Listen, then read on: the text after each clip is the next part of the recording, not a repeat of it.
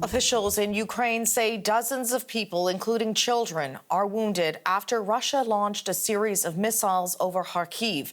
The attack comes after Russia says it repelled Ukraine's largest air assault on Russian soil since the beginning of the war, striking down more than 150 drones overnight.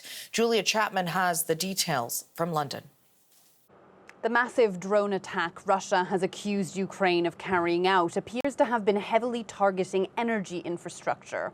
The Russian Ministry of Defense says it shot down all drones, but debris from one fell on an oil refinery in the capital, Moscow. That building set on fire, but emergency services say it has since been contained. A power station in Tver, north of Moscow, was also reportedly struck by falling debris and caught fire. And officials say another power station in the Moscow region was targeted but not damaged. More than a dozen Russian regions were subject to drone attacks, including those that border Ukraine. In Belgorod, the governor says 9 civilians were injured in the assault. Ukraine's long-distance strikes are limited to the use of drones because of fears among Western partners about the use of long-range weapons they've provided. President Volodymyr Zelensky made another plea last night for authorization to strike deep into Russian territory. His defense minister has been in Washington this weekend making that same request. Highlighting why Ukraine says it needs that permission, the city of Kharkiv was struck on Sunday.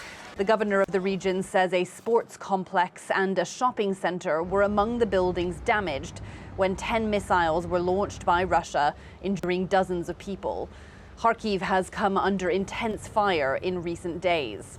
But on the ground, the fiercest fighting is happening further east. Russian forces are fast approaching the strategically important city of Pokrovsk, with the military claiming to capture 2 further settlements in the Donetsk region today. The head of Ukraine's army, Alexander Syrsky, described the current situation as difficult. His incursion into Russia's Kursk region has not, as he might have hoped, led to a mass diversion of Russian troops, at least not from the Pokrovsk area, but it may have left Ukraine extremely vulnerable elsewhere. Julia Chapman, CBC News, London.